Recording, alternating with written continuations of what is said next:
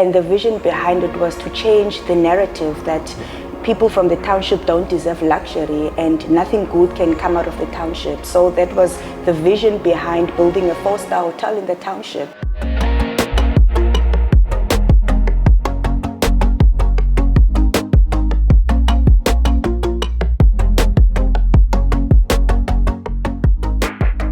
What's up guys, how are you doing today? It's Tayo Aina here again, and as you guys know, I'm currently in South Africa, currently in Cape Town at the moment, and beside me we have a very special guest. This is Mrs. Annette Skaap, who is the founder and CEO of the Spade Boutique Hotel, which is one of the first boutique hotel in the townships in Cape Town. So she's going to be sharing with us her story today and also how she started this journey. So how are you doing today? I'm very well, thank you. How are you? I'm fine. Thanks for having me at your beautiful establishment. Thanks for coming here. It's a pleasure having you here. Yeah, so I think my first question is, how did you get started? I was a flight attendant, right, for 10 years. So I worked at the aviation industry. I've traveled for work and for leisure. For work, I've traveled around Africa. For leisure, I've traveled with my husband to places like Bali, Singapore, Mauritius, and Dubai. So I've been exposed to luxury and opulence.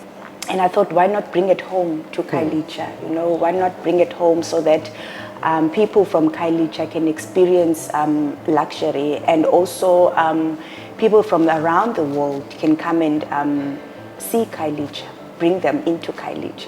When people first told me about Khayelitsha, the last time I was in Cape Town, when I went around, all I saw was poverty, like a lot of tin houses. When I was even coming here, like the 2 times I've been here, people are always like, oh, it's so dangerous, you're gonna get shot. And then to see you come into, come here and build something like this is like what you get in town, like in close to like Camps Bay, Greenpoint, T Point. If people heard that, would they say that, like, are you crazy? I know. I mean, I've been getting that a lot, like, why Khayelitsha? And my answer would be, why not Khayelitsha? I mean, this is where I grew up.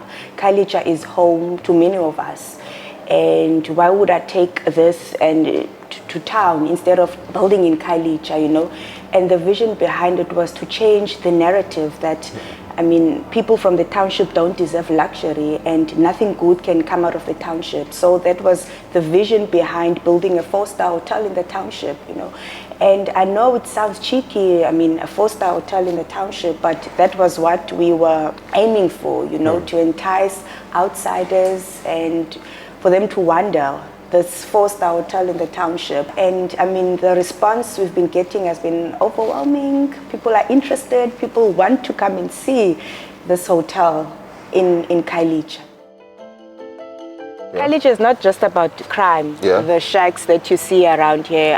There's a lot that's happening in Khayelitsha, new entertainment spots popping up, the 4-star hotel.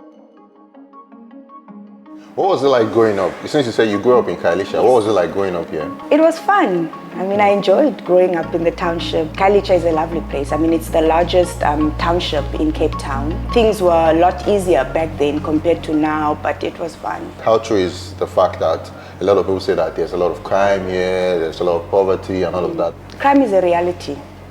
Crime is everywhere, not just here in Khayelitsha, but it's a reality, and that's something that we cannot run away from, The main idea was for people to experience the positive side. I know there's a negative side around Khayelitsha, but the people from around the world to experience the positive side of Khayelitsha, the side that I know when I was growing up here. What do you feel are like the opportunities in Khayelitsha for somebody like you who is a business person and decided to build there? Do you feel there are more opportunities? There are more opportunities. Khayelitsha is slowly, it's developing. A lot of people now are coming into Khayelitsha, because there are entertainment opportunities coming up. There's activities for local and international tourists as well.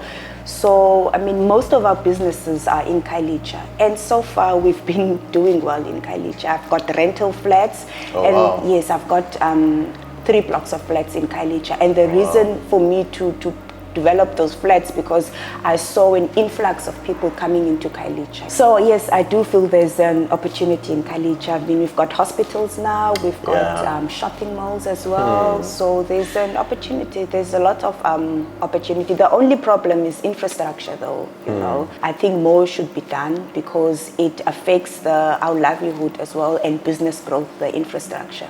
So can we see one of the rooms? Let's say maybe the nicest ones. I'll show you this one. This is our luxury room. Oh, so nice. Some of our rooms are fitted with a kitchenette.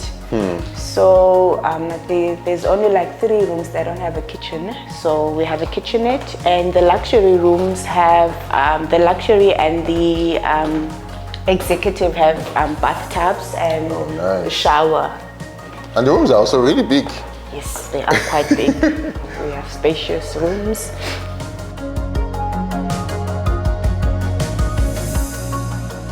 So can we go back a little bit to your background in business? Were you always this entrepreneurial, or where did this whole entrepreneurship, because now you've built a hotel, you said you have a block of flats, so that means you're in real estate, you're also in the hospitality industry. Where does all this interest come from? Okay, so while I was in the aviation industry, I enjoyed it at first because I was young and, you know, but then as time went by, it didn't challenge me anymore. So I wanted something that would challenge me. The person that inspired me was my late mom. Yes, she was an entrepreneur. She used to sell fish and chips at home in fed cooks, and she was also a seamstress. And my husband as well. You know, he's been an entrepreneur for 15 years. Oh, yes. Okay. So those 2 people inspired me. I've never thought actually that I would open my own business, but after seeing them, I thought, let me take the risk. I mean, life is about taking risk anyways. When was this built? This project has been in the making since 2019. Oh, okay. Yes, 2019. But then, yes, it was 3 years, and we had problems with raising. It wasn't easy. We had problems with raising the capital. Yeah. And with also COVID lockdown derailing our plans, we had to stop with the constructions. And but we continued 2020, and we launched the 5th of December 2021. You talked about funding now. You know, for a lot of people to build something like this, especially as a black person in South Africa, I've always noticed, and even talking with a lot of black entrepreneurs, it's always very difficult for a lot of people to raise funding. Yeah. Can you talk a little bit about the difficulties you faced in raising funding and also how you were able to overcome it? Okay. Well, since we have other businesses that we invested on, so we obviously took money from our investments, but it wasn't easy. I mean, we didn't anticipate that it will cost so much. We planned, obviously you have to plan when you start something this big, but then it was very hard. And we didn't get funding from anyone. It was straight from our pockets. Oh, wow. So I want to know, I want you to just talk a little bit about your background. I was born in Kwalanga, it's also in Cape Town. And when I was 5, we moved to up here in Khayelitsha, right? We were not poor. No. Okay. Yes, we could afford things because my mom worked hard.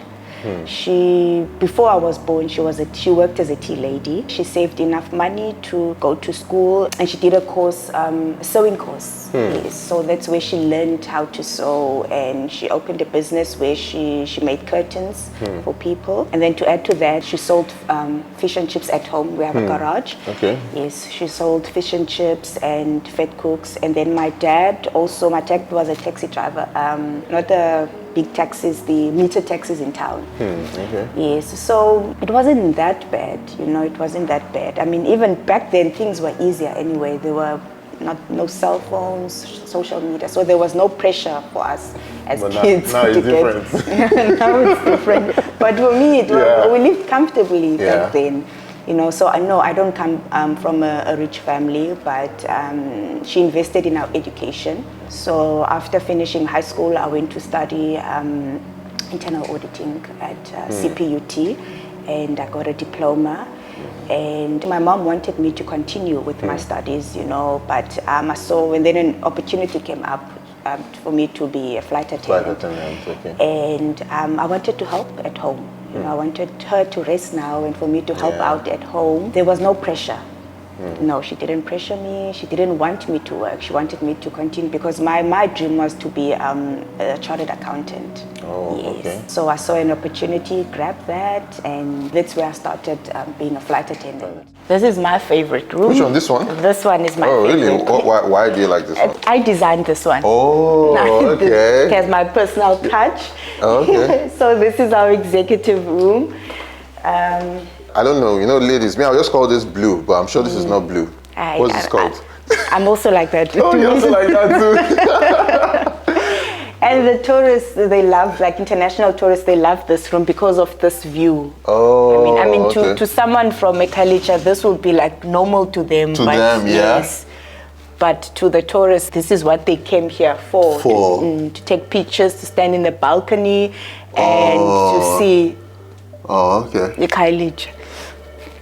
Did you feel scared, or did you feel at any point in time like, will you be able to handle something like this? I was very scared. Okay. Yes, I was very scared, but I had support. I had support from the community. Yes, but I was very scared. I mean, this was new to me. I mean, being a landlord, like owning flats, that's easy. I mean, you just go there once in a while and fix whatever needs to be fixed. But this now, what was new to me. It was new to me. But I told myself that I will do it. I will do it for myself, for Khayelitsha, and for my kids. When I launched, I just gave birth. Oh wow! Yes, it was 5 days after giving birth. Are you serious? So I'll take you to the gym now. Oh, okay. The gym. I was trying to gym back then in Lagos, but I've given up. So now I'm lazy. This is our gym. Oh, okay. It's got a toilet as well. So it's for in-house guests only.